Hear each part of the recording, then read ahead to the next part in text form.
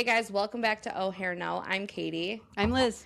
And today we have an awesome guest. You're going to learn so much. Seriously, take notes, sit down, stop your car, whatever you're doing, because you're going to want this information. It's going to be amazing. So today we're going to talk about beauty, business, growth, and the real stuff people usually figure out the hard way, like we have. Yeah. And we are joined by Blake Dufault today. Yay. He is a Paul Mitchell School graduate, former Paul Mitchell national educator, salon builder, best-selling author, and business strategist. He's built a franchise salon from the ground up and then walked away from it. He recognized the patterns in his own failures and then did the hard work of fixing the root issues instead of just patching the symptoms, which is brilliant, really. Yeah. You have to. Yeah. So now he partners with barbershops and salons to build owner-independent businesses and created AiVa, which is a software program or platform designed to handle the behind-the-scenes business work so stylists can stay focused behind the chair. Blake, welcome. We're so excited to have you here. Yay. Thanks for being here, Blake. I appreciate you, ladies. You guys are amazing. Thank you so much for having me. And you guys are actually doing some incredible things yourself. So tap yourself on the back. I've been following your journey since day one. I've listened to every single episode. And I'm proud to see where you guys are. Number one, you guys have already built successful things. So like, this is a new journey, but it's not that different, I promise you. And you're going to have a lot of success with this if you continue with the same attitude you guys have. So Okay, we're just going to call you every week so we can hear that pep talk. I'm down. I'm down. Yeah, like not to like plug Blake's businesses, but we were before we even got on this, we're like, maybe we should talk to him about art. Literally. Yeah. I'm happy to help and support in any way I can. We are so excited. Thank you for being here. Tell us where you're joining us from. So I am actually in upstate New York at the moment, but I spent the last 7 years in the Florida Keys. And I built a franchise business, like you said, and scaled it, exited it, which is a fancy term for getting paid to leave. And spent about 7 years with the wifey in Florida in an amazing beach town. I mean, the Keys are very different than Florida. It is much more like the Bahamas. We used to take a boat 40 minutes and we're in Bimini, which is part of the Bahamas. Spent a lot of time there, but I really focused on like, all right, what did I just do? I was 31, 32, somewhere around there. And I'm like, all right, I'm going to document like what happened and what that journey looked like. So I wrote a book, and unbeknownst to me, it became a bestseller in a couple different categories on Amazon, which I'm pretty proud of. But realistically, the message is simple. Do the work you're avoiding. Yes. Yeah. Oh my God. Because oftentimes we find ourselves like, I know, damn it, shut up. Yeah. I mean, oftentimes we find ourselves, right, avoiding the work. We're searching for success in whatever that is. And oftentimes the direct work that we're avoiding is how you get there. So I'm sure we'll talk about a little bit of that, but you guys got a little document there. So I'll look forward to your ask and see how I can help. In true Oh Hair No fashion, Blake's going to start us off with a toast for this episode. So take it away.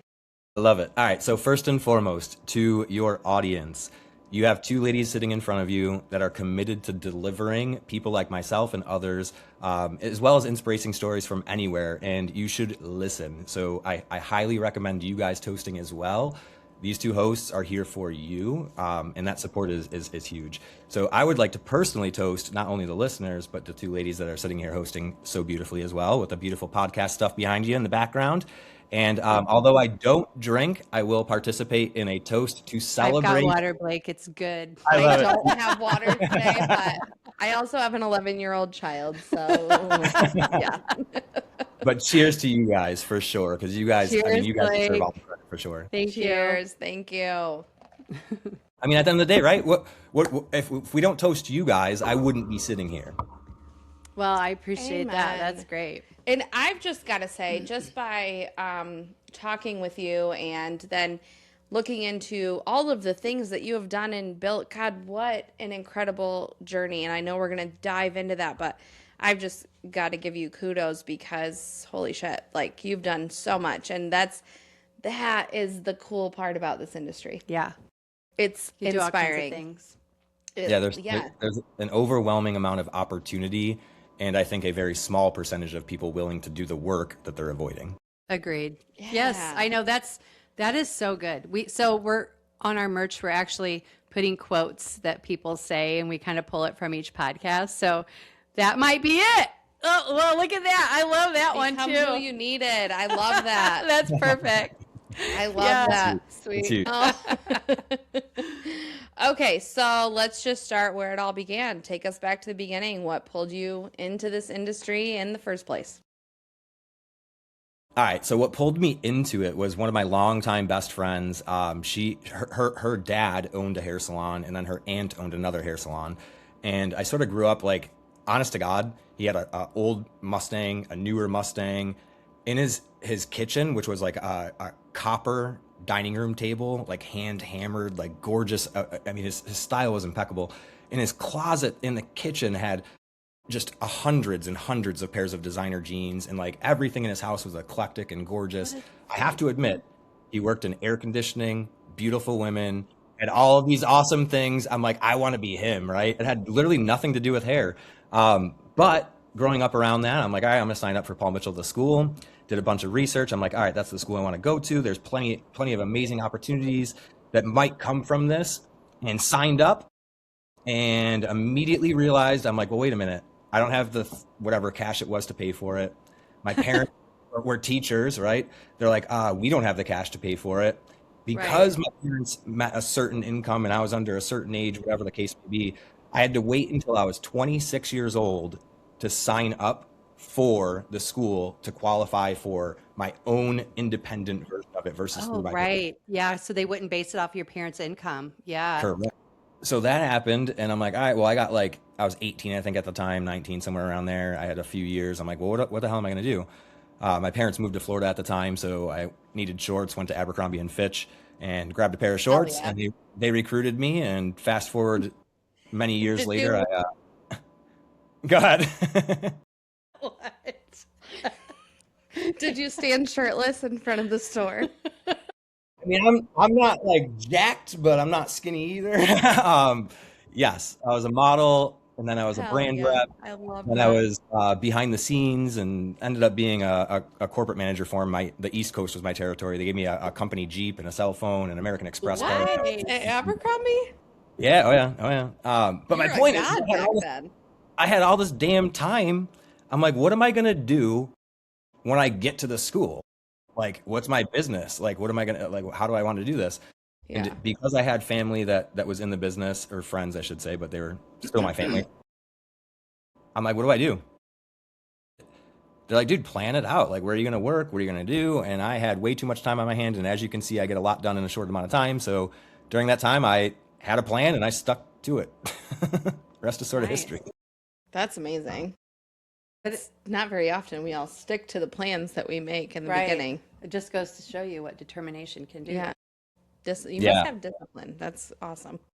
So discipline is one of my favorite words. And I think that I think I touched on this earlier, but if you roll off camera, but if you roll the dice enough, like luck doesn't exist. If you roll the dice enough times, you're going to get the number you want. So in order to like get that result, behaviors need to change. And I think those behaviors are what I focused on for most of my career. And I'm like, all right, I just have to do enough of the work that it would literally be unreasonable for me not to get the result. Yeah. I mean, I'll say it Amen. again. That shit is huge. Like, do Yeah. enough of the work you're avoiding that it would be unreasonable for you not to get the result you're looking for. So I put my head down and freaking went to work, man. Like with the school, when I was opening the school, I mean, I'm not from here. I'm from Fort Wayne, Indiana, so it's south of here. And I moved here 13 or 14 years ago and thought, I don't want to rebuild my clientele. I don't know what to do. And I was in the medical field for a hot second, hated it, and came back to here. And then during COVID, I'm like, I'm going to get my instructor's license. I had nothing else to do. So I did that. And while I was in school, it took one person to look at me and say, she was like, Liz, where are you going to work when you're done? And I was like, I don't really know. Like, there's not a great school around us. And I was like, I'm not really sure what I'm going to do. And she's like, open up your own school. that's all it took, literally just for someone to put that. And then that's exactly, I was like, I went home to my husband and we bought this building, I think within a couple weeks of that. And and I've literally, and I say this, and Katie's heard it 1,000 times. If you build it, they will come. And I'm pounding the pavement. I'm going to every high school. I'm going to everything I can go to before there was even windows in this building, because we had to redo it and do all kinds of construction.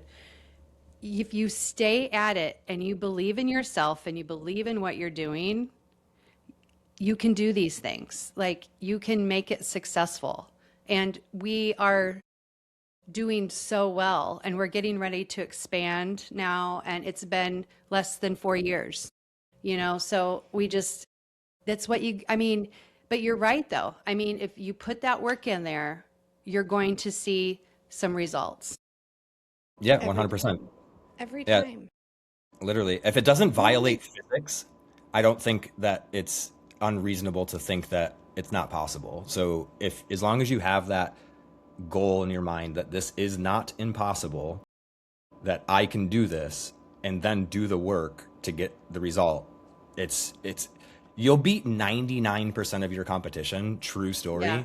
by just being willing to take the shit that comes with doing anything Right.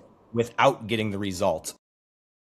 So I have a quote that I want to talk about. I write it on the dry erase board at the first day of every class we have, and it's from Master Yoda, and it is, do or do not, there is no try. And that's what I live by. Master Yoda. I love it. I love it. Hey, We only fail because you stop trying. Yeah. Like, when you don't if you don't put the effort in, you're not going to succeed. But you can only succeed by trying. And how many times who the hell invented the light bulb? Benjamin Franklin? Nope. Thomas Edison. Thomas Edison. 10,000 tries. Thank you. That was the point. Yeah. What if he gave up at 5,000 We'd be tries? sitting What here if with we'd candles be right now. sitting here not on a podcast? I got a fun fact for you. Speaking of Thomas Edison, so Thomas Edison and Nikola Tesla sort of went head to head for a little bit with electricity and all that stuff. Do some research, whatever. But the point is I got a funnier quote. So Nikola Tesla said it, and he said, if Thomas Edison had a needle in a haystack to find, he would examine straw by straw until he found the object of his search. Yeah. When in reality, if he spent a little time on theory and research, it would have saved him 90% of his labor. Right. True. You could have just burnt the haystack down and then Whatever metal's left. Yeah. Well, one That's thing you. I know about hairstylists that's true is we are going to find the quickest way to get that shit done efficiently, effectively, and to the best of our ability. Right. We are not going needle by needle. Hell no. You're 100% right. And there's a fun quote about that too. But if you do, I love our quotes. you're going to have a million Shirt. The shirt's going to be crazy. There's too much to go into that. It's not important. You're It's like, funny. never mind. Oh my God, that's hilarious. Okay, so You guys are a His trip. journey. your I already love journey. this. So you went to the Paul Mitchell School. You And- finally made it there. So as soon as I walked in, immediately something hit me differently. First and foremost, this is all written in my book, and it is the most impactful moment of my life, I would say. I owe all of my success to school in general, and then putting the work in to get it. So I'm very happy that I went to school and made that choice. When I walked in, they had literally the front doors were all like hand painted signs on like huge postcards, and then we had to wait outside. And I'm like, well, wait a minute, what the hell's going on here? It's me and a bunch of other people. We don't know each other. We're Right. shooting shit, whatever. And finally, they open the door, and it is like in your face, oonts, oonts, oonts, like techno, right? And then they have all of these handmade signs, welcome, congrats, the first step, whatever, right? And every single student and employees banging on the walls, and they have streamers they're shooting out, and all this crazy shit happening around me. God. That's hilarious. And I love then that. and then we walk into an auditorium, and it's filled with balls, like a ball pit. And there's a DJ, and the DJ's up in this like thing spinning music, and like all this crazy shit's happening around me. We got red, yellow, and blue colored popcorn. It's popping in the background. I'm like, what the hell's going on here? We watched The Secret. Have you ever heard that? Yeah. Yes, I fucking have. I watched it in a college class and I loved that movie. It ended up being what we watched on the TV. This huge, I mean, it's got to be 100 feet big auditorium, right, on the screen. That's the movie we watched as our orientation into the culture of Paul Mitchell. And that was like my experience. That's cool. I promise you, I used the same exact thing for my salons. Yes. To a T. God, why have I not thought about that? It's cool. Because, okay, divert a little bit, but I took a college class that I didn't mean to take, but I did because I'm me. And it was called A Study of Love. And I thought I was going to be reading fucking Romeo and Juliet. I was like, what the hell? Like, what? How did I end up here? And then we walk in and it's a lady from the Ukraine and she does her little finger bells. We started every class with a meditation. And I was a mom at the time. Like, it was a 3-hour class once a week. And I'm like, I drove like 40 minutes there. And then one of the first classes, we watched that movie. And then we also watched The Hero's Journey, which is also a great one. And I was like, this class is life-changing. It really did. Like, that will change your life. If you haven't watched it, if you haven't read it, do it, because holy shit, it changed my whole outlook on life when in a time that I was really stressed and depressed, I'd say. Yeah. So I agree. And just for your listeners, for a little bit of context, the book The Secret is also on YouTube or something like that, and they made a documentary around it. So you can either buy the book or watch the documentary, but I can summarize it in one sentence. Thoughts become reality. Yes. Yeah. Blake, What you put out stop there, with the quotes, please, because you know, as an educator for most of my career, we were programmed for two things. One is the purpose of education is to change behavior, and then two is to simplify it in the simplest way possible. So like hair cutting, as an example, I'm a cutting specialist. I was a cutting specialist for Paul Mitchell schools too.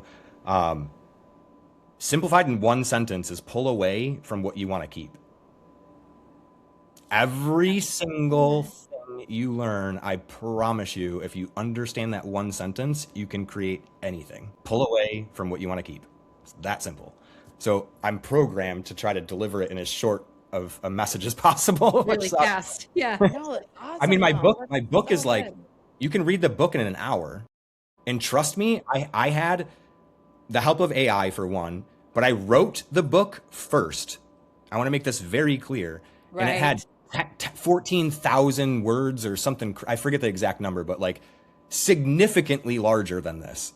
But I had AI strip you get the message, you get the story, and you get what you need to change. Like it's Right. You're like, let's summarize this and get my, Okay, so you're a Paul Mitchell School graduate, and then you became a Paul Mitchell National Educator. What did that path teach you about the industry? Yeah, so how to deliver information. So how they structure everything is through something that grabs your attention. And then immediately after that, it's, all right, what's in it for the learner? And then second part is, well, what's a personal testimony that relates to that so that there's some experience or authority involved after that? Then it's like, well, hey, this is what we're going to teach you before you we're even beginning teaching. And it's always delivered in two parts, what and how. So this is what you're doing, how you're doing it. One of it is me talking. The other one is them doing whatever. And then you follow up, most importantly, with literally everything that you just discussed. Yeah. So this is how we close. This is what we're going to talk about. This is what we did. Circle one thing, write it down, share it with the group, whatever, right? So they taught me how to structure changing someone's behavior. And I use that word on purpose because, again, the purpose I'm of listening really hard right now as an instructor. The purpose of education is to change their behavior. So if we're not able to do that effectively, that's where it becomes more challenging. You have more burnout, you have more stress. The students aren't feeling their vibe, they're not showing up, and then you have a NACA standards that you're not meeting, whatever. But my point, I guess, is there has to be like structure in something. So what I would suggest that they gave me most was discipline and structure. What am I doing? Why am I doing it? How do I do it? What if I did it differently? Like, I mean, it's incredible the amount of information that I have in my brain just from that company. Like, true story. And you guys are a Paul Mitchell school, right? Well, we're not a Paul Mitchell school, but we use Paul Mitchell. Yeah. So and it's been great and so much support, from them and Monaco Blue, and just we just love them. We just do. I mean, I've always been a Paul Mitchell and Redken person, and then I actually worked with Paul Mitchell when they first came out with the color 80 million years ago. 80 And million. I traveled around and taught people about the color. And but like I remember back in the day going to the hair shows, and I always hit the Paul Mitchell. Whoever was with Paul Mitchell, those are the classes I chose to go to because the talent was mind blowing always. And it was practical stuff you can bring back to the salon always, and that's what was great about them, was that it's stuff I could use. It wasn't just something like, yeah, if that one client ever comes in, I can, kind of thing. It was just so practical and in so many levels. And the support that we're getting as a school has been Insane. so nice. Yeah. Yeah, It's night and day compared to what we were using. And we would go to hair shows and not even know they had a booth there. For the other brand we used. Yeah, not Paul Mitchell. But Yeah. now it's like, they're like, can we use your school to do models? Can your students come and shadow our platform artists? Are you kidding me? Yeah. Yes. What? Yeah. The fact that we have been able to offer that opportunity to students is insane. Yeah, it's super I would cool. have loved that in school. I think we all would have, you know? We just had Kelsey on, who is a Paul Mitchell educator as well. And she's over in Jackson, a town over from here. And she's the same. You know what I mean? And the way she's able to, and this is what you learn from doing platform work, is you're able to use the words you need to get everything across. Because sometimes that's the difficult part about, for me, teaching. That's my most difficult part, is I can do this through like muscle memory and just, I don't even know what I'm doing or why I'm doing it sometimes. I just know that's how I do this, So it's like to get that over to a crowd really fast it's tough sometimes. And you really have to think about your words. Words are hard. It's like math. Have you been on stage? Have you Yeah, done? Okay. What was your first experience like? So the first one. So what's the chick's name from Bravo that used to have a TV show? Super tall, blonde, short hair. The blonde, short hair. Gosh, I can't. I'm the worst name person. Tabitha Coffee. Yes. Right. So Tabitha, it was the first hair show I was ever in. What is that called? I can't remember the name. Salon Takeover, something like that. Yes. Oh. Tabitha's Salon Takeover, I think. Yeah. But crazy story. So I was at a Paul Mitchell hair show and working backstage, and I was about to go out, and Tabitha Coffee was backstage. Oh yeah, God. And she gave me a back rub. Oh. Okay. All right. Yo, fun fact: she is like the sweetest human being ever, and Is like she? if you watch the show, she will not touch anyone. Like she won't even like. She's a touchy person though, obviously in life. Yeah, and she gave me like a quick little pep talk and was like, "Listen, like you prepared for this, like." Now it's go have a good time, like that's, Yeah. she like reframed it. And I was like, holy shit. But it was an amazing experience. It was Robert Cromian's, I caught Angus Mitchell's hair backstage. It was in a hotel. Backstage was always an interesting spot to be. Like there's different places. Backstage is like behind the stage, but there's also like the model prep room. And we did, I believe, don't quote me on this, but let's say like hundreds of models in 3 days, and like you have 3 human beings that are all extremely talented, like going through like a platinum card technique in like minutes. Like it was so crazy to be involved in, and I've done a few for my salons as well, but they're fun. I think if I give anyone advice on that, same as you're gonna hear me preaching this. Do so much work it becomes unreasonable not to get the result. We would prepare so much that like we've looked at every failed redundancy, and like, what if the internet goes out? What if streaming isn't going to go out? What if like every single thing you can think of has already been meticulously gone through with a backup plan and another one? Well, I mean, but you have to, because you're literally live. You're in front of those people right then and there. And, so if, depending on what type of class, some of them have paid good money to be there and whatnot. And so, you got to deliver. The show goes on. Yeah. You We got used to to say deliver. that. I grew up a competitive dancer. I rolled onto a open safety pin one time. And the show goes, it was not fun, but yeah, there might have been blood rolling down my back Probably. and tears rolling down my face, but there was a smile on my face. The show always goes on. Yeah. It does. And it's the same for our industry. That's not just stage work, though. That is our day Behind the to chair. day behind the chair. You could have received the most life-shattering news in the back room, and then you have to go out and put a smile on stage, essentially. Yeah. Yeah, 100% correct. Yeah, That's Disney our has industry. a fun little skit they used to do, but all their training revolves around them being on stage. So they're the same way. I mean, if you go to Disney ever, like, you're gonna have a blast. Everyone's in a Yes. great mood. You got to be stage ready at all times, and behind the chair is no exception from that rule. 100%. Well, that's funny because there is actually a gym close to here that I worked at when I had my stint in the medical field, and it was actually created by Disney, and then they took on a lot of Disney's concepts, and one of them is being on stage. And I use that here at the school now. I'm like, once you walk through this doorway, you're out on the floor, you're dealing with the public, you are on stage. Like, there is no politics, there is no religion, there is no cussing. You are being a professional and you are handling everything in a professional manner, And like, I hold them to that. So does Katie. That's a big thing for us, is the professionalism that I feel like we've lost in our industry over the years.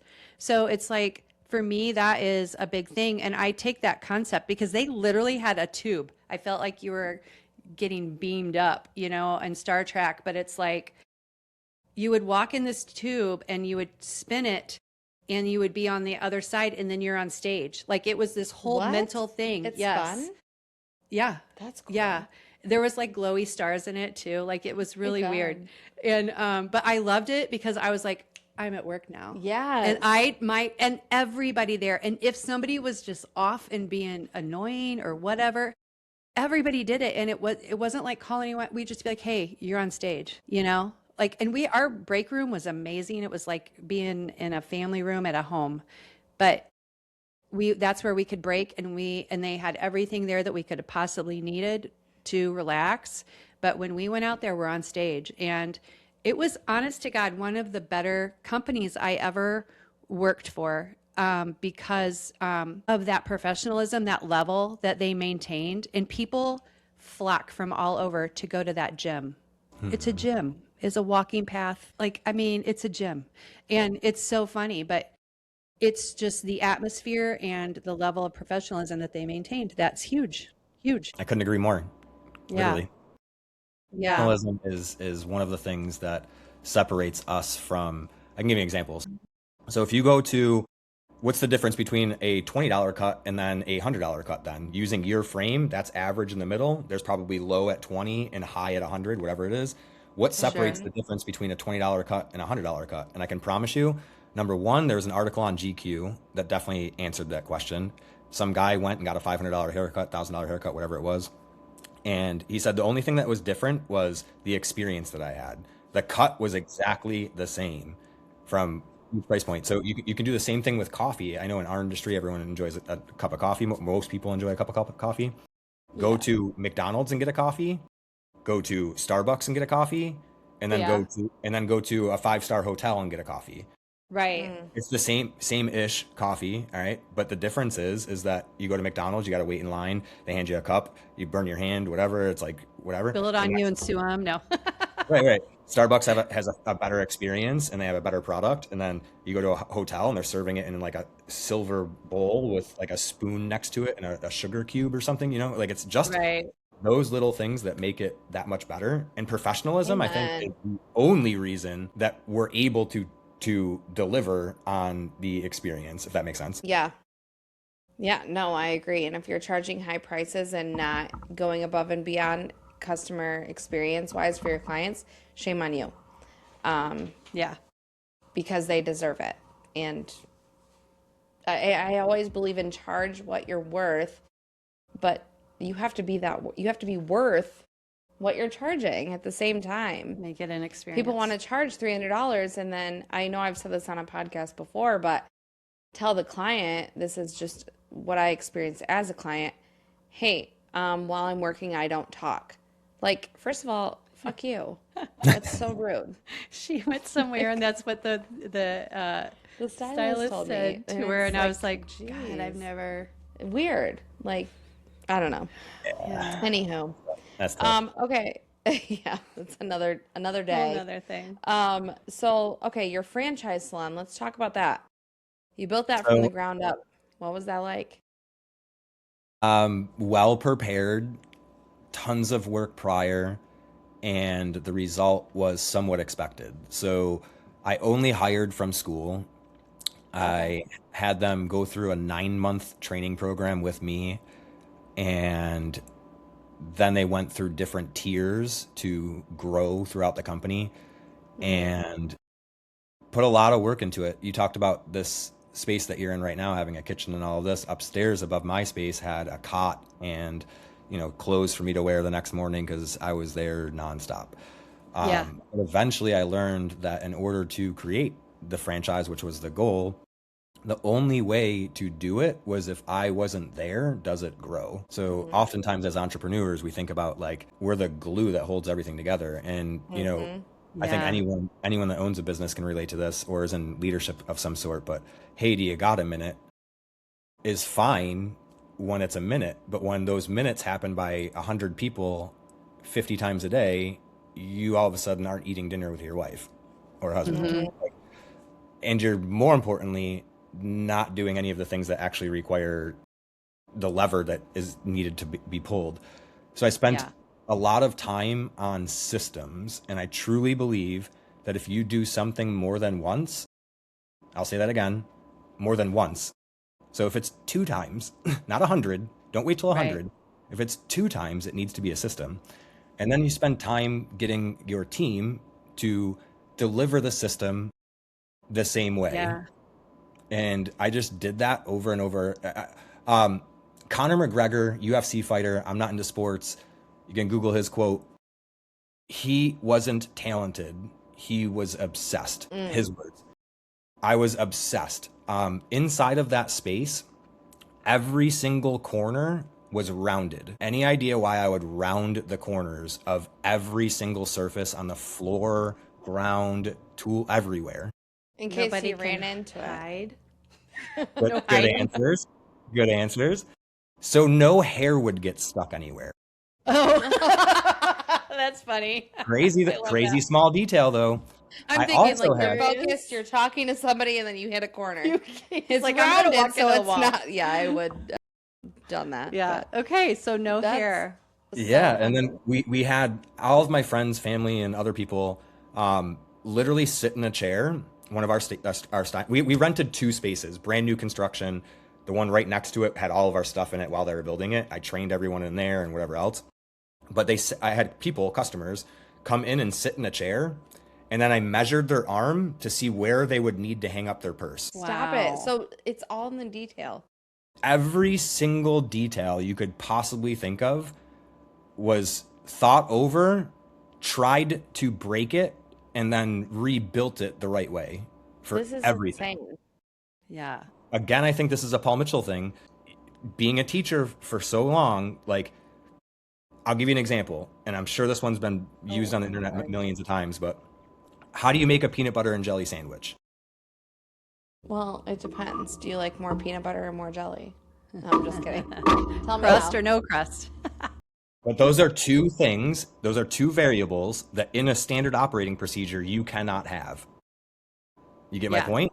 So it's like, okay, the cabinet is over here. It's about 5 feet tall. You're going to lift your arm up. You're going to bend your elbow at 90 degrees. You're going to open that cabinet. Inside, you're going to see a bunch of stuff. Inside of that bunch of stuff, you're going to see a bag. The bag is going to contain bread. Inside of the bread, you're going to twist that little label or the tie counterclockwise about 17 times. It'll come off. You get my point? It's got to be detailed in order for you. And I'll say this to your audience, I guess, depending on where they're at in their career. if you go on vacation for a week or two, God forbid a month, if your business isn't growing while you're gone, you have bought yourself a job with way too much overhead and responsibility. Yeah, Oh God, yes, that's beautiful. it's That's beautiful. amazing. But think about it, Sorry. Liz. When you're gone on vacation, we take 2 weeks at Christmas every year. We get Yeah. calls for people wanting to book clients. We get calls for students wanting to book tours. Your business is building when you're not there. Yeah, Success, true. girl. yeah. Yeah, that's huge. I'm telling you, people search for that. Like there's people out there struggling on a daily basis. And I Yeah. personally owe my success to going to school and making that decision. So I've Yeah. spent my career trying to help other people. I mean, I'll give you an example. If this is the only time I talk about money, this will be it. Because trust me, money does not drive me. All right. Right. It's the result of me providing service. Period. Yeah. The point is that what's the quickest way to make $1 million? Let me rephrase this. Lottery. What's the most I'm just kidding. reliable way? What's the most reliable way to make $1 million? Well, start saving at 20. Growth, I think. I don't know. Like, I don't, you're going to have to Help tell me. help 1 million people. Oh, yeah. Yeah. Yeah. If you help 1 million people, there's zero. It becomes unrealistic that they won't give you at least $1. A buck. Yeah. So I mean, service is the rent we pay to live. Money is a scoreboard based on how well you've served others. Like Right. it's not the product, it's the result. Yeah. Yeah. No, I'm not surprised your book is a bestseller because you are just like a hit after hit with these awesome. like Yeah. just things that we all need to hear. yeah. I mean, I think this is the time of year when a lot of us get burnout. We're between the holidays and summer Slower in salons right now. yeah. And so it's, we need to relight that fire, but how do you do that? It's putting yourself either in a room with other people who can reignite that flame for you, or hearing the things you don't necessarily want to hear, but need to hear. Yeah. Yeah. In my experience, I talk to lots and lots and lots of people on a daily basis in the industry specifically, and I see the struggle. And I think to your point, I put words in your mouth, and pardon me for doing it, but Please do, because I don't know where my brain She was doesn't know going. words. so if you can't find your tribe, build the table for them to sit at. You guys are doing that right now. I'll say it again because that hits pretty hard. So That's a good one. I like it. if you can't find your tribe, build the table for them to sit at. And that's what you ladies are doing right now. You guys are putting a place in front of people where they can have that opportunity. So you guys, Yeah, again, that's pat yourself on the back, but this is something that is going to change people's lives. I mean, true story. Like, let me tell you something very cool about the internet. All right, it won't ever go anywhere. So Right. this podcast is going to exist after I'm gone, Yeah. and you guys are the reason that happened. That is the weird thing about the internet is it's there forever, basically. People will listen to it 5, 6, 7, 10 years from now, and they're still going to be able to take something from it because these are fundamental things that we're talking about. Going back to Paul Mitchell again, but the how I teach cutting, just to give you an example, there's 9 techniques that we learn, and those 9 are the only ones that exist. Period. There's only 9. So providing like the foundations are what allows us to be creative. So I think in business, you can go back centuries and the same rules apply. If you take care of people and have a product that is worth either it's going to save them time or money, and it's worth them giving you the money in exchange for what they get back, that principle will never go anywhere. Like, Right.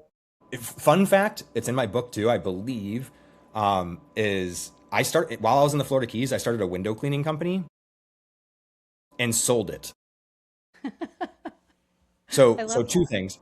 So one thing that's interesting about like any business, if you can remove yourself as the owner, there's something magical that happens. It's called enterprise value. And enterprise value means that you have something that's worth more than what you make, either 2, 3, 5, 10, 20x, whatever that dollar amount is, depending on what industry you're in, and you'll get a huge payout. My point is, is I started a window cleaning business with no experience in Windows, no experience in no online presence, no Facebook, no social media. I literally did it the old-fashioned way. I went door to door. Right. First and foremost, I asked what was missing. So a bunch of people were like, yo, something for kids to do, something that's outside, and that will keep them out of trouble. I'm like, okay. Another person, and I'm telling you right now, hundreds of them said this. They're like, we're from Miami, and every 2 weeks someone would come to our shop in Miami and be like, who cleans your windows? We're like, well, we already got someone. They've been doing it for 6 years. Like, and no Yeah. one's ever done it here.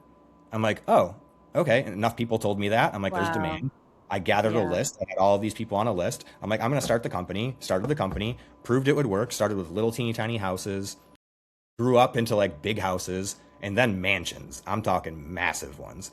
And I did the Nice. same thing with commercial. I went with little teeny tiny mom and pop shops, and then went Yeah. to strip plazas, and then to hotels.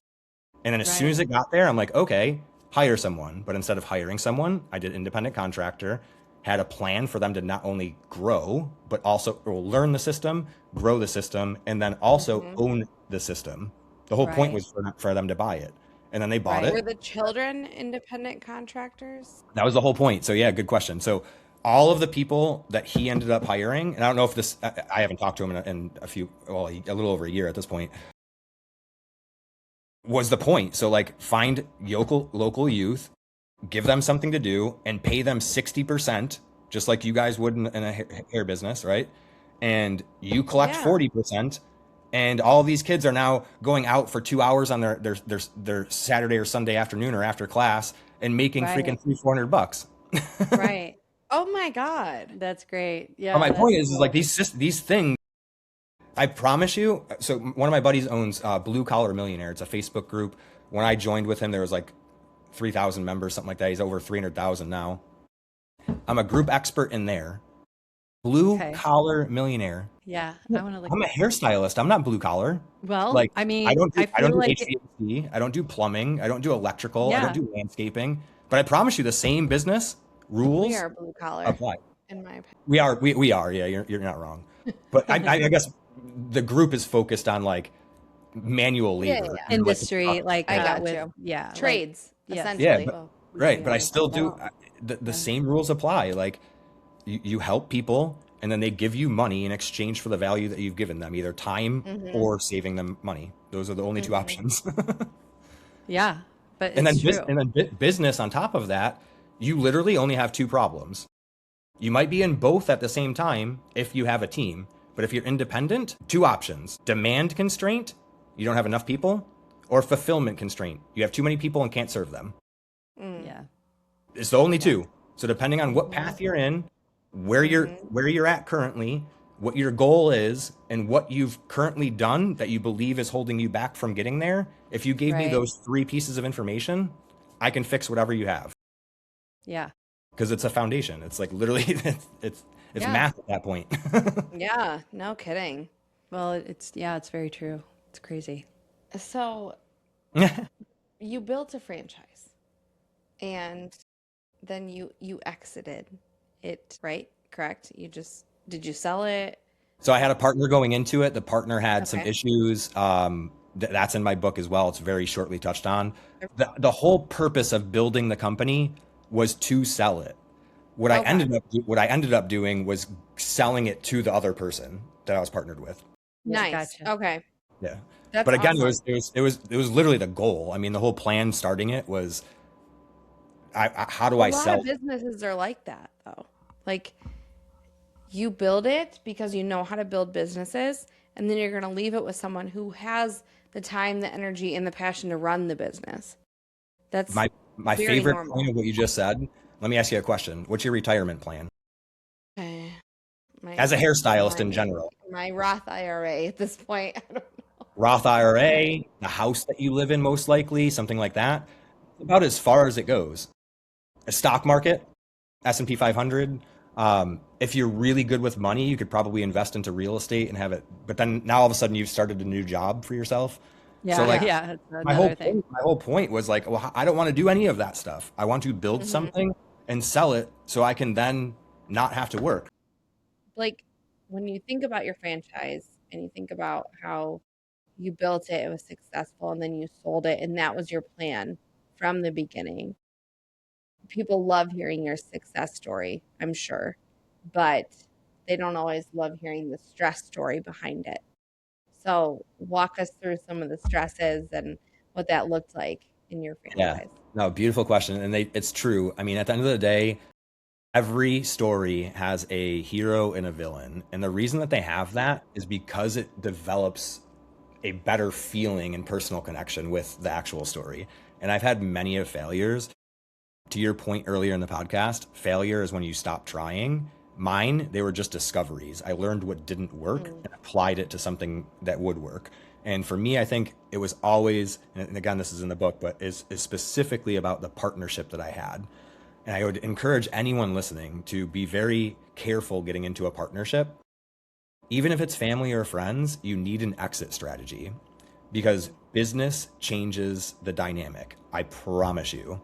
And if you don't share the same exact vision now, potentially later, it's going to be way worse. If you do share it, it can still change. Yeah. Without a document that says this is how it works, when this change happens, you are screwed. And I learned that Yeah.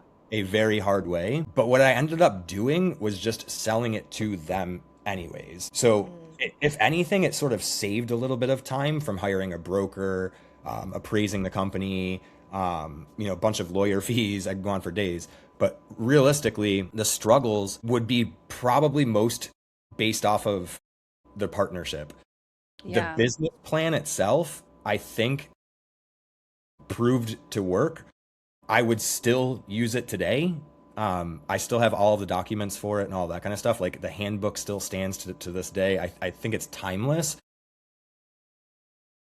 I think that's probably the biggest struggle I had was I'm used to working 110 hours a week. I don't wish this life on everyone. 110? Oh yeah. But I don't wish this life on everyone, but if that is the path you want to go, you need to be around people that share everything about you because times Yes. are inevitably going to get difficult. Yeah. And I think that was the biggest hurdle. It ended up working out in my favor long term. We talked already a little bit about you exiting and because you had a partner. Were your visions with the business different? Is that like what forced that decision? Was it a timing thing? What happened? So family dynamic, without getting too personal, family dynamic would be my short answer. Long version of it would have been the difference was mainly where their plan for the future was versus mine. Right. Once they saw something that worked and was so successful, I think they wanted out of it faster than me. Okay. And for me, the answer was, well, either A, we do this together and it's going to be like this, or B, you can just buy me out and try it your way. Yeah. So it ended up the latter of the two. Sometimes you just got to break the ties. There's a statement in business called burn the boats. It goes back to like Roman time, if I remember correctly, but like starting a company, plan A is the only plan A. There's no plan B. You've burnt the boat. You can't go back. So Yeah. I think that like having that mentality like will sort of help with some of it, but Yeah. you're inevitably going to deal with it. Failing's just not an option for me. It's just not, I'm not going to let it be a reality. I'm going to do whatever I have to do to survive and be successful and make this school what I want it to be. And I think when you have that mindset and you apply that to everything, it makes a big difference. Let's talk about ourselves and the problems that we cause ourselves and the things that we maybe or maybe not recognize in ourselves and we don't change. How do you find those things? How did you find that within yourself, within your business, in this industry? And then where did you go from there? How did you pinpoint your problems and how did you fix it? So I think oftentimes we make choices and then those choices have outcomes. And we learn when those outcomes aren't aligned with our choices. Anytime that's happened, I have just literally, and I mean this literally, and it's cost me relationships with family, friends, and whoever else. burn the boats. Once it doesn't work, I've never thought about it again. Like Good for you. there's a rear view mirror. It's smaller than your windshield for a reason. You need to know where you've been, but it's much more valuable to know where you're going. So I decide to reframe my mind to think from anything being negative to it being positive. I didn't fail. I made a discovery. Yeah. Just like Thomas Edison. He tried Yeah. 9,999 times. And like, if he quit then, he wouldn't have got the result. And then I used the Nikola Tesla quote because I want to do both. I want to, in your words, Liz, right? Burn the A so I can find the needle faster. I can promise you that by doing the wrong thing over and over again and expecting a different result, another fun quote from Einstein, you are insane if you do that. So I learned, primal example would be a kid. A 2-year-old touches a hot stove, they probably won't do it again. If you do it again, that's where the issues become. And I think shortening the path of that is what I've focused on for the majority of my career. How can I fail fast and often enough to get enough data to make a decision to exclude what's not working and hyper focus my priority, one thing, on what the one thing is that working. So in other words, in one sentence would be celebrate what works, change what doesn't. I tell the students every day, you're going to learn more from your mistakes that you make in school than you are going to from the things that you're doing correctly.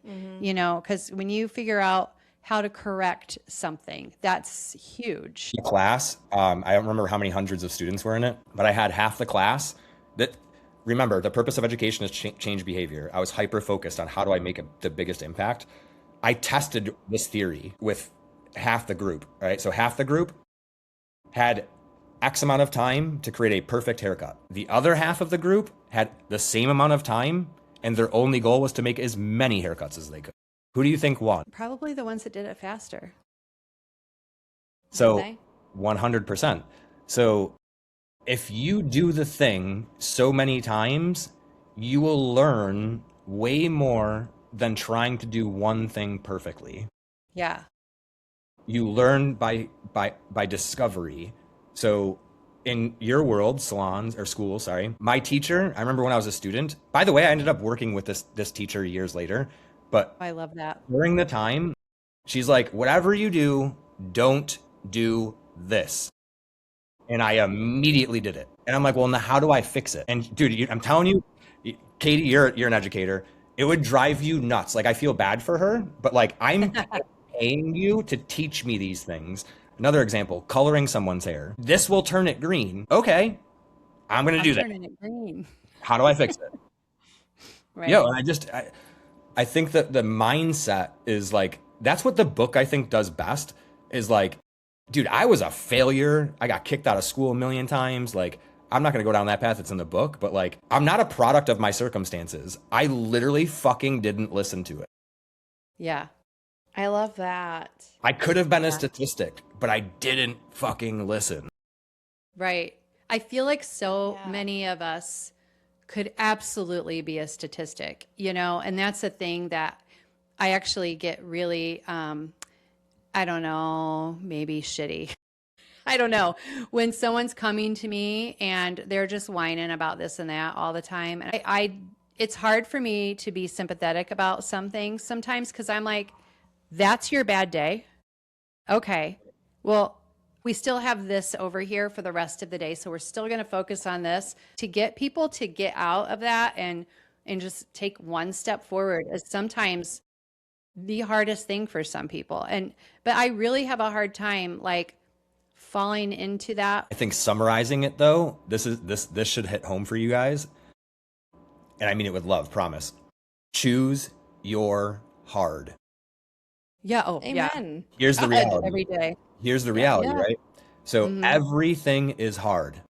Yeah. I said that intentionally. Everything is hard. Being single is hard. Being married is hard. Yeah. Polar opposite things, all right? They're both hard. Being broke is hard. Being rich is hard. Choose your hard. This is reality.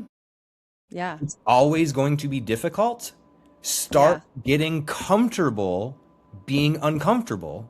And the sooner that you can switch that switch over, it changes things. You And just kind of just gotta hop in there and give it a whirl and see how it goes. I think it truly boils down to how bad do you want it and why do you want it? What is your why? And if you don't have a strong why, you're not going to get very far. just go do the thing and then do it so many times that like it would be unreasonable for you to get the result that you're looking for. Here's the coolest thing. You can copy other people. Yeah. If you're here and you're trying to get here, I think the only cheat code besides just doing the damn work so much that it would be unrealistic is to talk to this person and have them tell you everything that they would do Yeah. different. Yeah. Yeah. Exactly. Yeah, because they've been there, they've done that. They've done all the hard things. You learn from your mistakes more than you do your successes. Always. This whole episode has just been nothing but like little nuggets for success, truly. Well, I can promise you the only place that success exists before work is in the dictionary. Right? Exactly. That's no kidding. I love that. Yeah. New t-shirt. Well, I know, I right? think we're gonna have to do another episode or two and dive into a I'm lot down. more I'm things. down. I love talking. Seriously, this has been like it's lit a fire in me, and I'm sure for you and for all of us. So it's just cool to collab on these kind of things. But what made you write a book?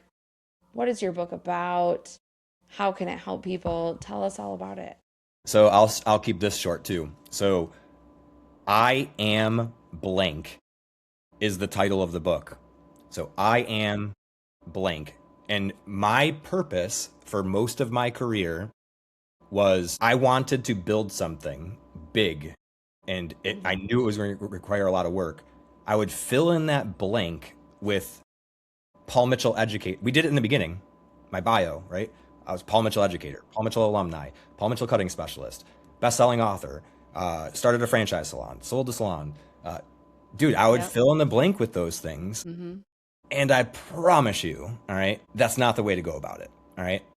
So health, relationships, mind, and wealth in that order are my 4 pillars of how I operate.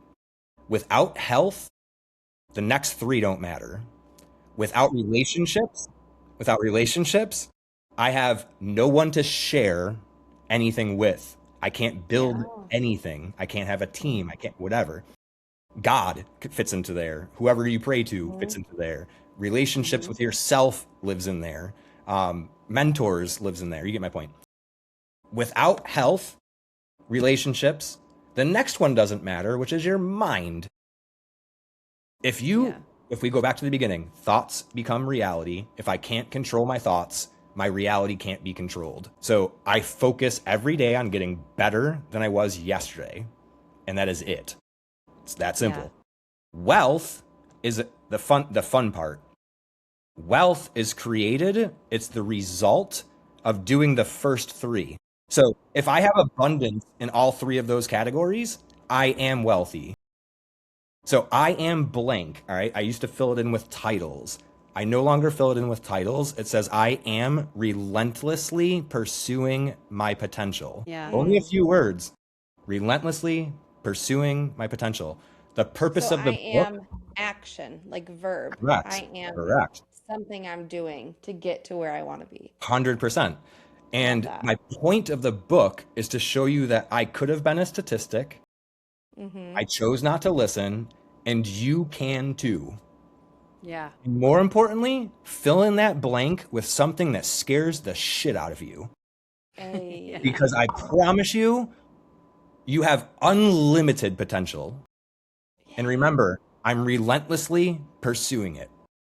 Yeah. So I'll give you a fun quote again.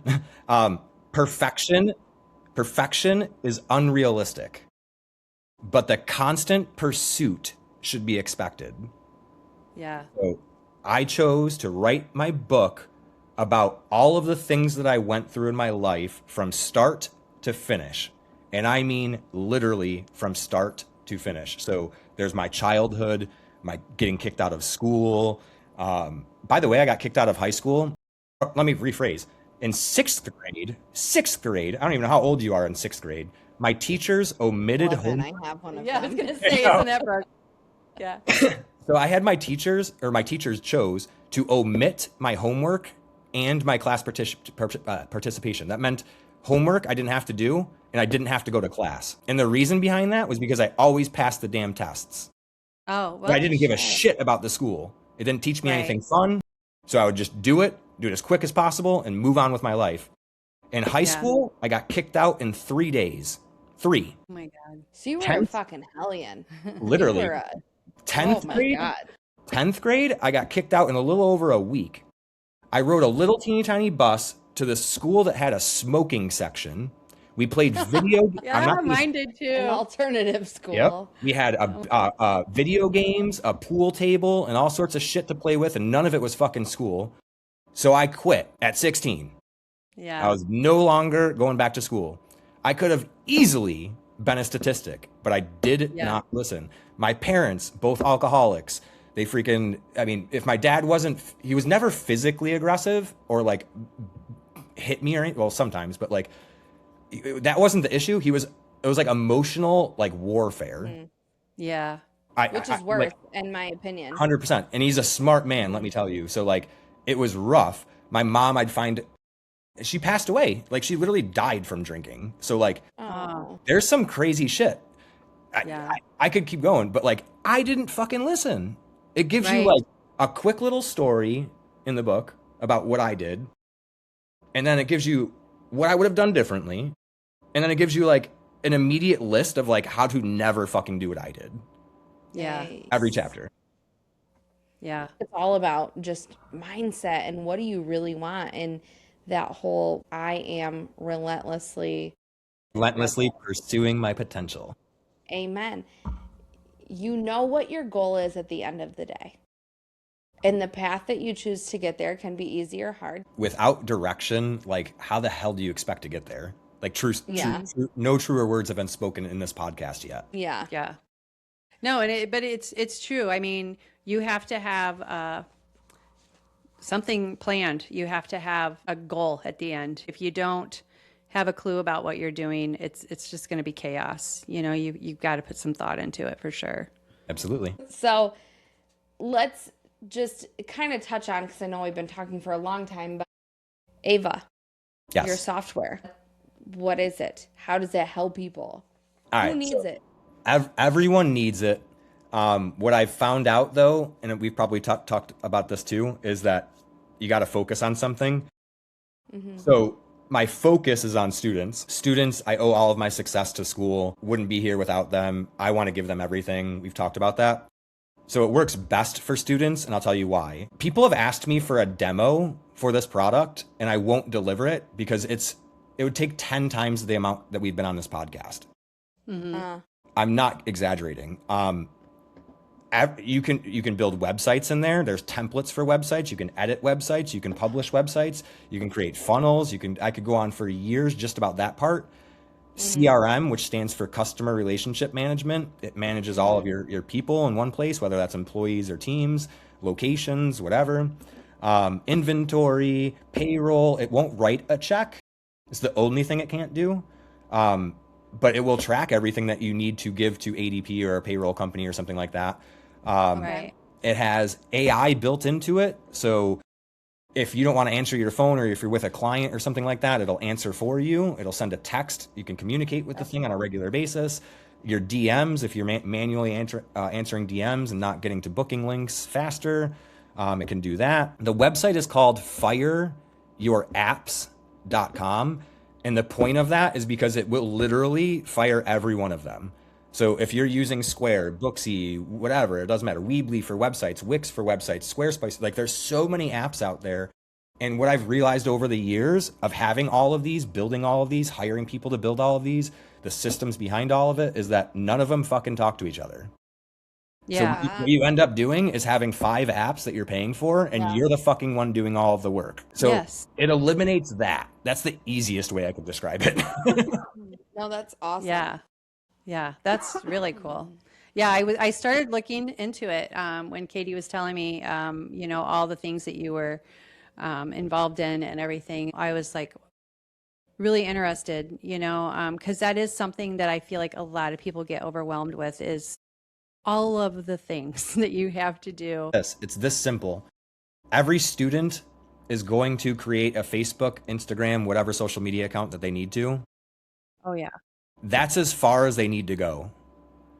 Every single thing after that step to run a business, I have the software for it. Everything. Yeah. After posting on social media? It'll post for you too.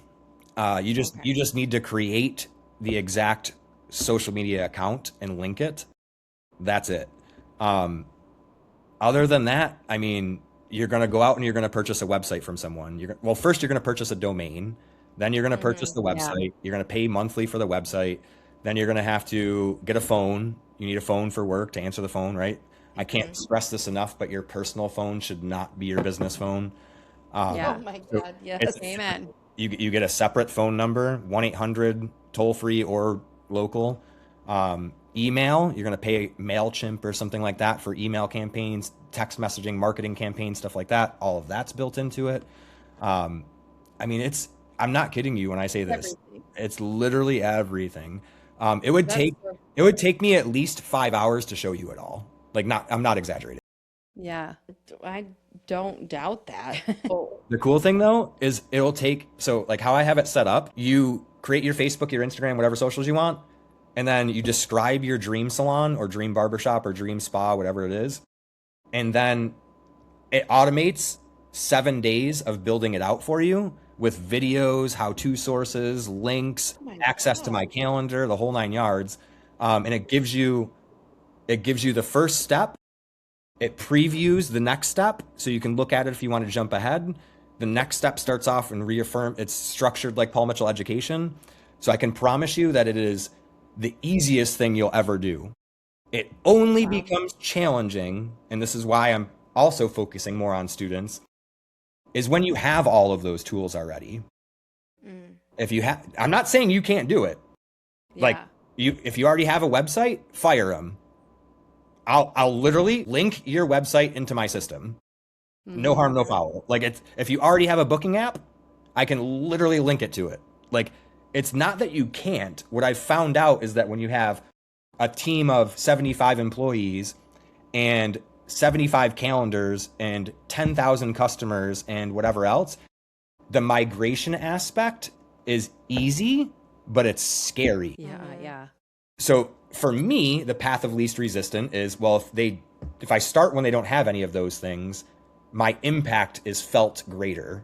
So I want to help people. It's easier that way. But you guys, do you have a website?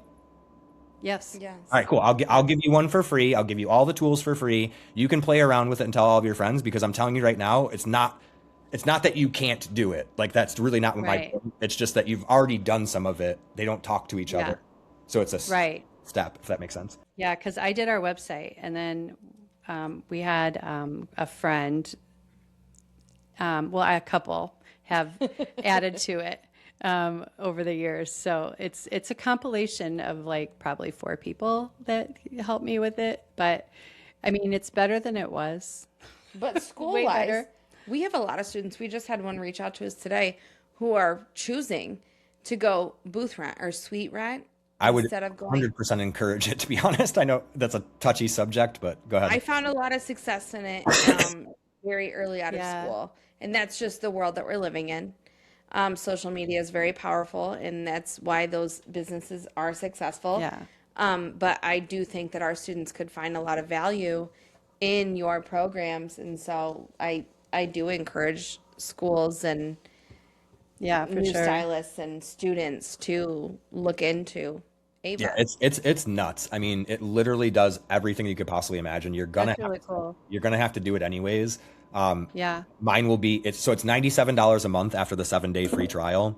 $97 a month does not sound. It depends on what you're at, I guess. But I promise you, it's $800 a month that you're probably spending for it already.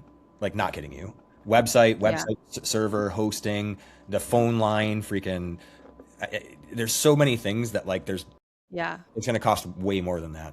I love it when I get a notification that like, because I just had my credit card get compromised, so I had to get a new one. So what I always love when that happens is the notifications of all the millions of things I'm paying on that I No, didn't know I was paying seriously. on, and I'm like, holy shit! Like, oh my god, I thought I canceled that, and like it's just been bombarding me like the last few weeks, and I'm like, oh my god, I didn't even think I signed up for that. So many charges come out that we're like, I don't even know what Yeah, that is. and it's just it's so I have if no idea. yeah, and if something could be in one place, it would be amazing for so many people because Yeah, you aren't trying to and they manage all all of that. communicate with each other. So like Yeah. you'll know what's converting from your website, where you should apply effort to it. I want this to sound complicated, which is like the hard part, because realistically, there's templates. It's super simple to follow. I put the Yeah. work in. From hearing me speak, you already know this thing's nuts. But Yeah. it's super simple. Like you literally log in, and then you make it yours. Like personalize it just like you would anything. I mean, dead serious. Add your logo, add your name, right? Like basic Yeah. stuff. The services that you provide, right? Like just basic information. And then it's live. And the crazy thing is all of it's under one roof. So like you know exactly where everyone is. I'll give you an example. Right now, I can guarantee you can open your phone and there's a text message from Katie. Do you have an email from Katie? I've got Yeah, a, you have an little. email from me. Yeah, I actually Yeah, do. yeah, for sure, right? All right. Yeah. A Facebook DM I have a ever? lot from her.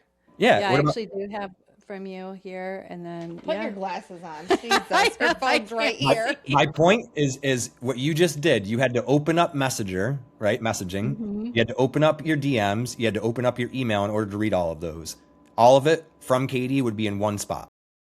So any communication from one specific person. Correct. So all of a Yeah. sudden you have this client who's like, well, wait a minute, like I don't know about my cancel. You're charging me for a cancellation policy. What do you mean? Like I never got a notification.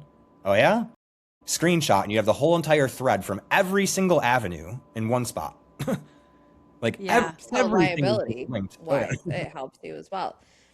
I That sounds awesome. As somebody with ADHD and who has scatterbrain and also an entrepreneur mindset who wanted my suite and my salon to be this big badass thing, keeping up, when I tell you, like, I had so much anxiety, even getting on Facebook when people would see that little green bubble.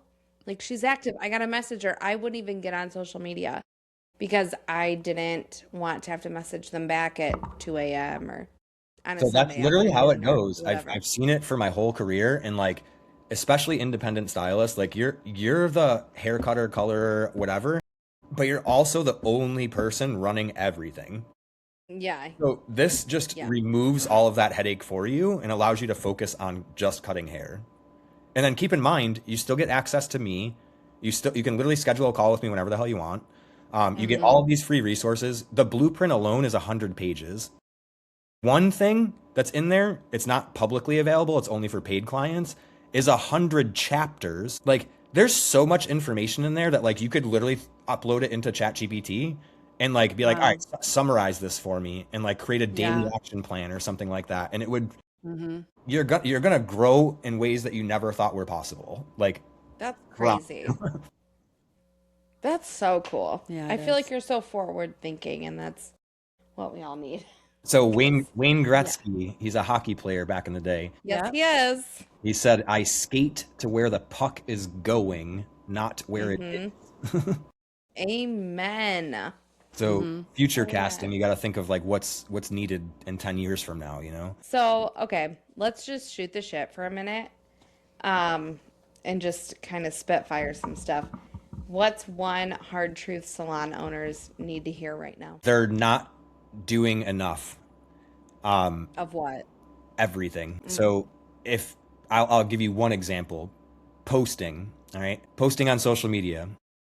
If you are posting once a week, there's someone out there posting 3 times a day on multiple channels. Yeah. Their reach is not 10x yours.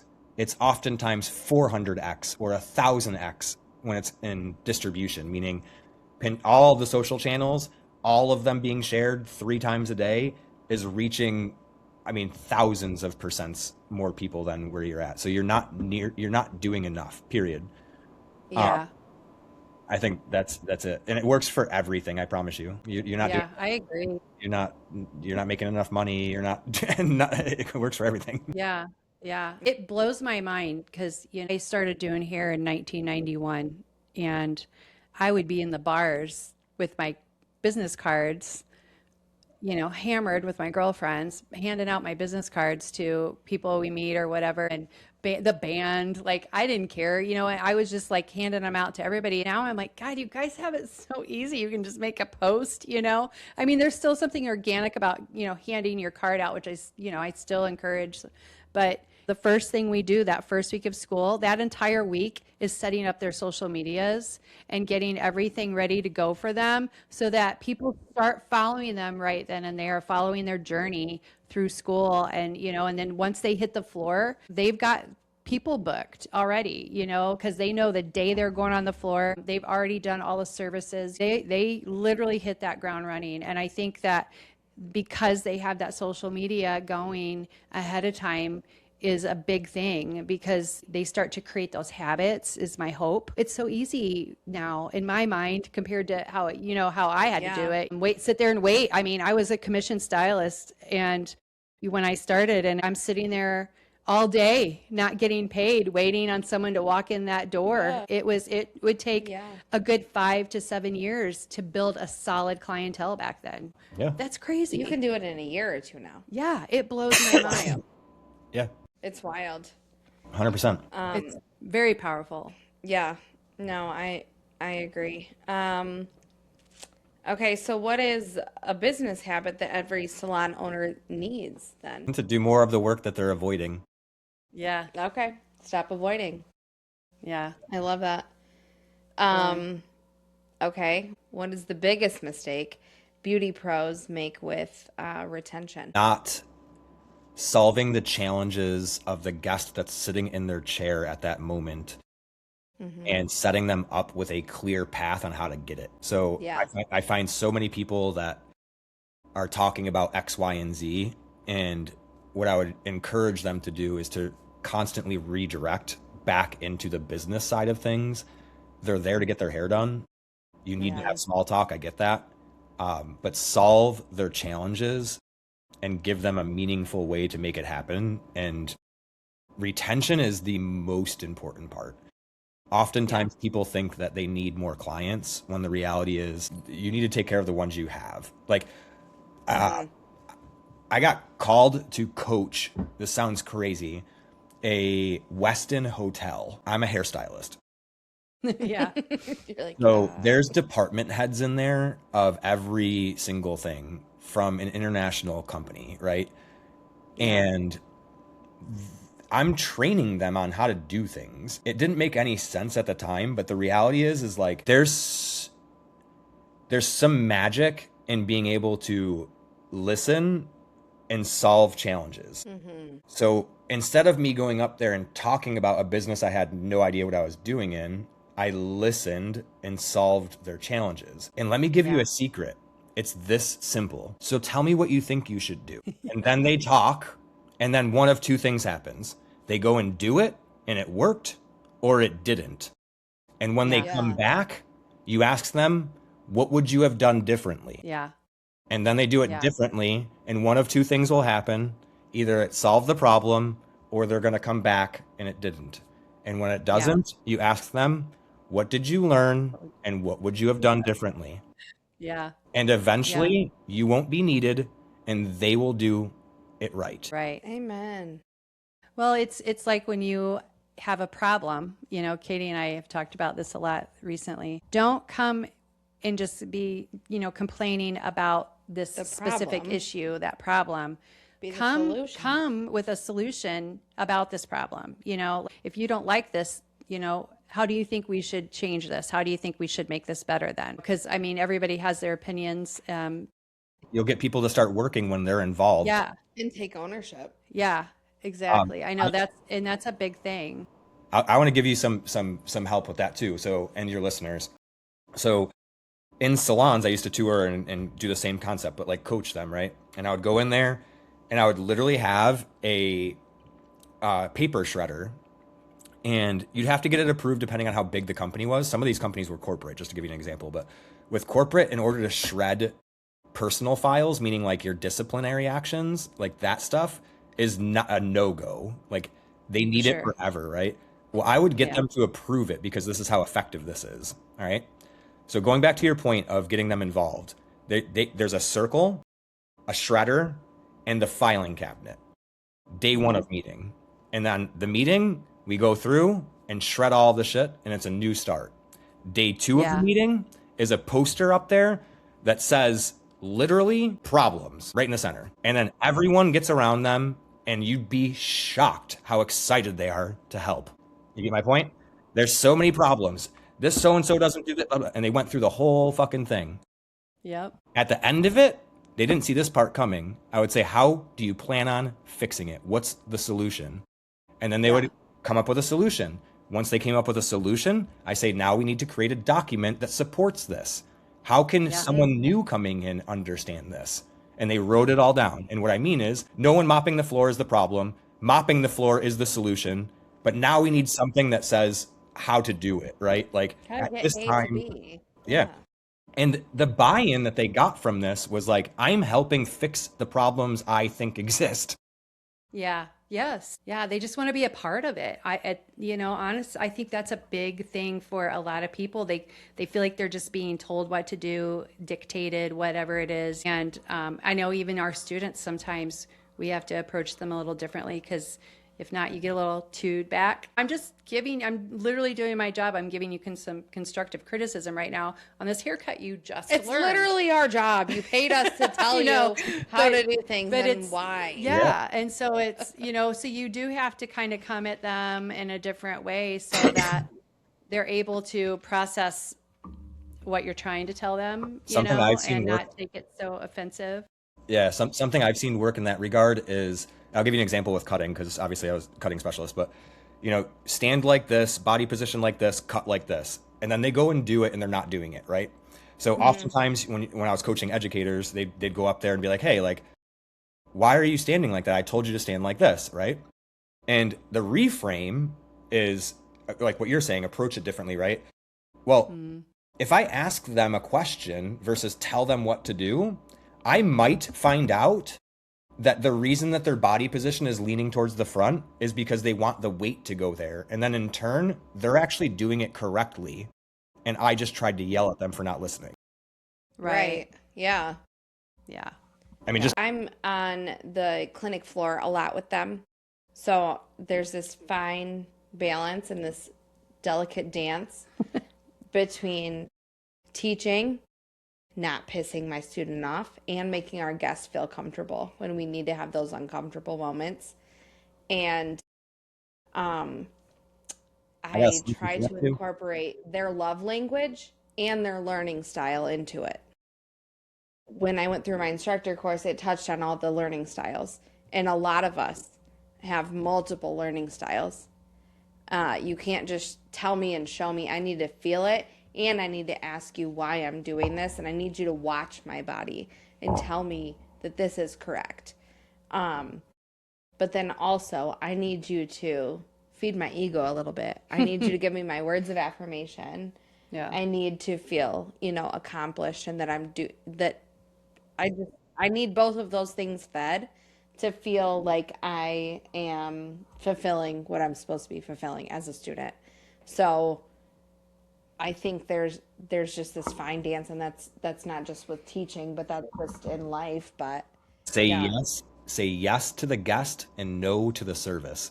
That's the easiest way to avoid what you just mentioned. So if you have client and student and expectations XYZ, whatever the challenge is, you always say yes to the guest and no to the service. So provided the time frame that we have, the student has this much time and what you're asking for takes this much time, I'd be happy to get you in for this. This is what we can do. And then pre-book your appointment. Yeah. It's the same in a salon. Yeah. Yeah. Yeah. Oh, for sure. Yeah. It's we've been working through that a lot lately. Yeah. Yeah. We get crazy services for a school. It's insane. It's insane what they expect out of a school. It blows my mind, honest to God. And then And then I Well, tell guess them about the phone call we got earlier about the perm. This is what pisses me off so I didn't much. get it. You were back there when our receptionist came and told us they want to get a perm, but Oh, I wasn't. they want an experienced student. They don't want Oh, yeah, somebody yeah. Yeah. who's never done a perm before. Yeah. That's an oxymoron. Those two words don't Yeah. exist. I know. I was like, it's the school. Pardon my French, but bitch, you're at a school. Right. You want professional results and a school price. Yeah. Make that make sense to me. The cool thing though That's is what we're held to all the time. the simple reframe there too. The cool thing though is based off of what you just described in most of this podcast, and especially just now, is that like that's the anomaly. Like it's not an everyday thing. People are coming to you for like wild services. That shows that like somewhere they're learning that like your students are capable, or they wouldn't be asking for them, right? That is the crazy thing. Like, and I've thought about that too. I'm like, I feel like, you know, some of our, you know, I mean, a lot of them do a great job. They really do. Like, we don't have any major things going down that we're like, oh, good God, thank God they sign waivers. Sometimes. But, you know, that's not, I mean, nothing's been crazy. The school actually has its own clientele. You go with the student, but a lot of them just stay with the school because they like to just keep supporting the school, you know? So I love that for our students because it's like, Katie and I know these people. They come in, they're last girl left. They're like, all right, who do I get now? And they just roll with it, and it's great. It's just these I guess we can take it as a compliment, but at the same time, it's like, God, they're not even getting to learn the fundamentals though, because they're correcting all of this black box dye that's been on their hair. So, Blake, one word for the future of the beauty industry. One word? One word for the future. Of our I can do industry. 2 letters. What would those letters I know be? what it is. AI. Yeah. There you go. Yeah, agreed. I agree. I love AI. Yeah. I was afraid of it. I think that like, are the robots going to take us over one day? What was that movie with Terminator? iRobot? iRobot? Yes, it freaks me out.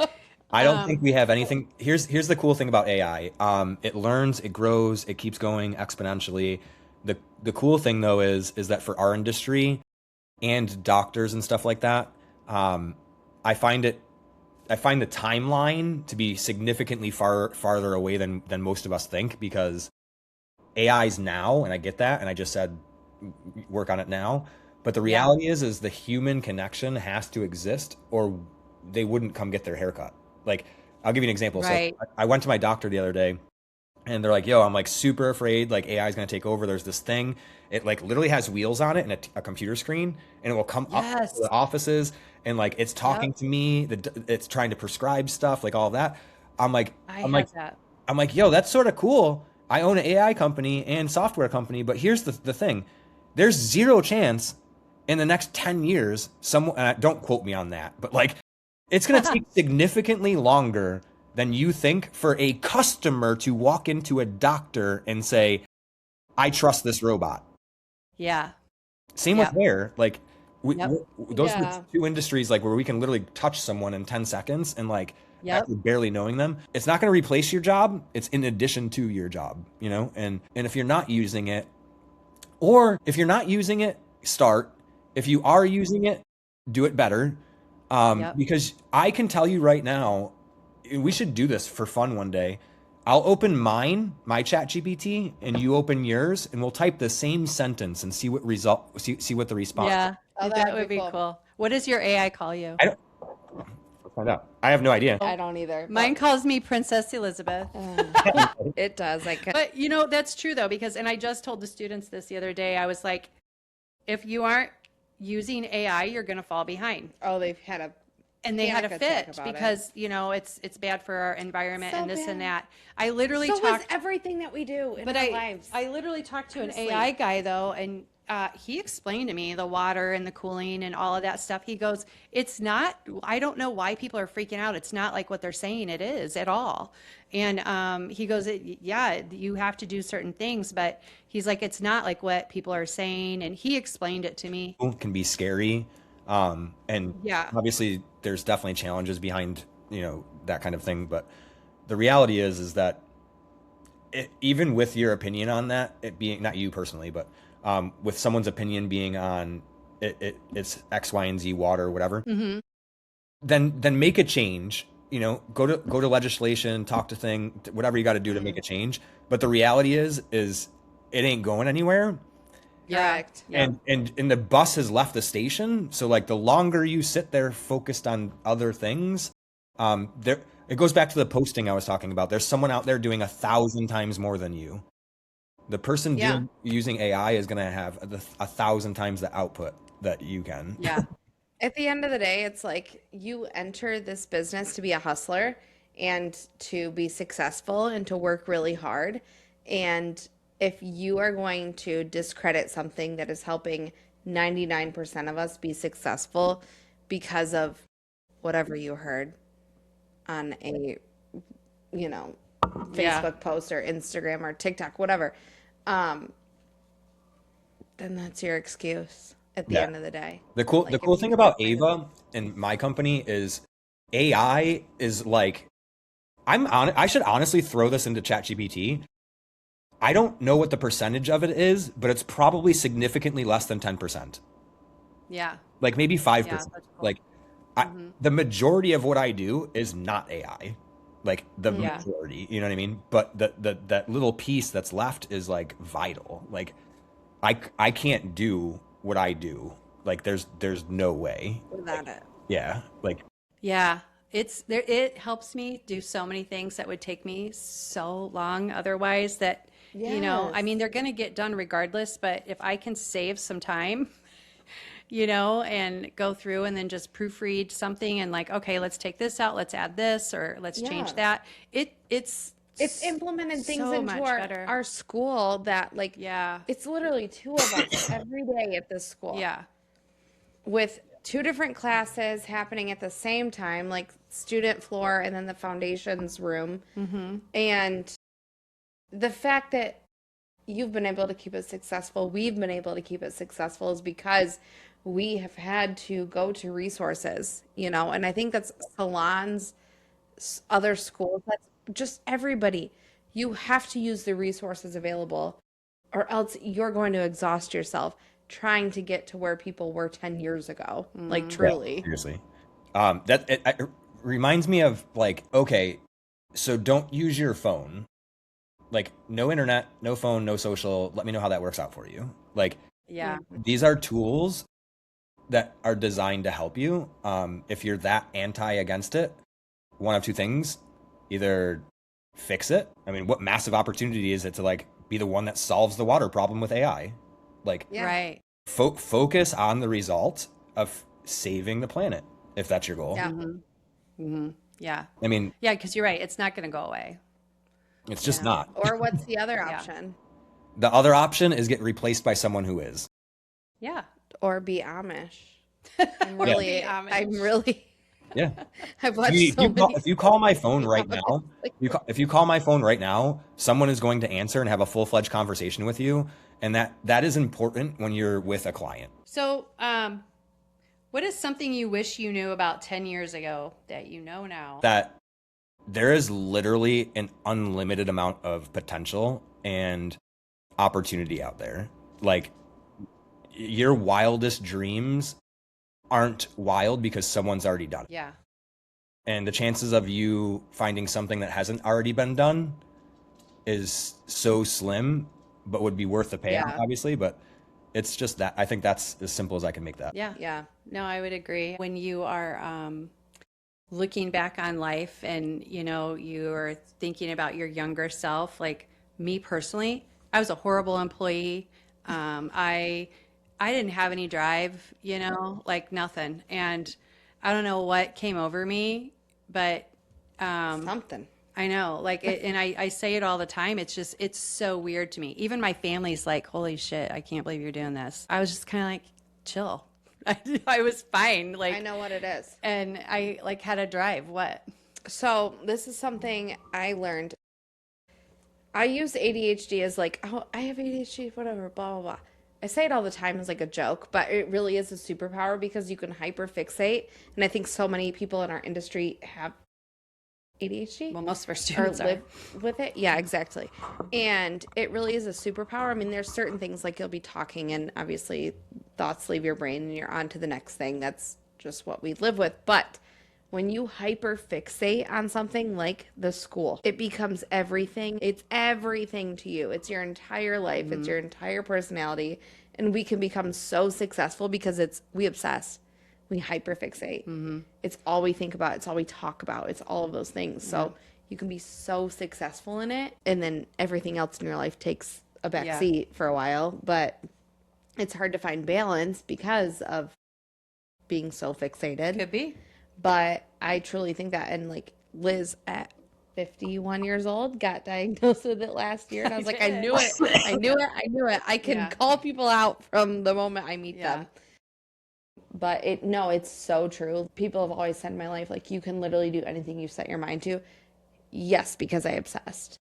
Like, I will obsess. And I'm sure you can say the same thing about your business. You know it like the back of your hand because you've ate, breathed, lived, everything has been your business. And It took me a very long time to understand and implement that health, relationship, mind, and wealth thing, because I'll tell you how I met my wife, and it should summarize this. We started talking, and I'm like, listen, like, I can't date you. She's like, what do you mean? I'm like, you will always be number two. Oh, Yeah. ouch. I'm not kidding you. And it was truth. She showed up the next day with her work computer, and we had lunch without saying a single word while I worked Oh, I and love she her. worked. Yeah. My point, though, is that I have sacrificed my health. I have sacrificed my relationships. I have sacrificed my brain. What? And it's one of those things that it becomes, using your word, but obsessing over something to make sure that never happens again. And how do I do it? And that is by the same thing I've always said, but doing so much of the work that it would be unreasonable not to get the result you're looking for. So like 6 figures a year is a good starting point, I think, for people like in the cosmetology world. But I know for a fact you can easily 10x that. And I know for a fact when you get to that part, you can easily 10x that. And what I will tell you is that the person that you need to become changes drastically at each one of those levels. From $0 to $100,000, you can get away with pretty much anything. From 100,000 to $1 million, you need to start really delegating and figuring out who, not how. And from a million to 10 million, you need to start hiring people that are smarter than you. And then I'm not kidding you. And then like I could keep going, but like here's one of my favorite things again, and we'll end on this, I think. Yes. Be, do, have. So the word be, do, and have. Most people have that shit backwards. They think if they have something, they will then get something, and then therefore they will be something. Right. If I only had $1 million, I could buy that dream home and take that vacation, and I would be happy. Cool. I said it's be, do, have. That's the polar opposite. First, you need to be the person that is capable of earning $1 million. Then you need to do that job. Yeah. And then you will get the result they have. It's that simple. Yeah. I agree. Fully agree. Copy what worked. Yeah, I think that's I great. love this. This is like just feeded a lot of me that needed like just some affirmations. You know what I'm saying? And I think a lot of us need to hear this. So this is going to be a fun episode for people to hear. I'm excited. Do it again. That is great. Yeah. Yeah, it's been awesome. So thank you so much for being with us, Blake, spending your time with us tonight and filling our heads with all kinds of amazing quotes that we can't wait to get on some The shirts are going to go crazy. And Love it. yeah, I mean, no, I love a good quote. Yeah. But no, I mean, it's just like, and I didn't know much about you until today. Katie and you connected, so it was great learning all of these things, and then just Having the discussions that we had, they were good. Empowering for sure. Yeah. And enlightening. Where can we find you at and get all this good, juicy information? All right, beautiful question. So first is Facebook and Instagram. That is Fire Your Apps. So at Fire Your Apps. For my website, it is going to be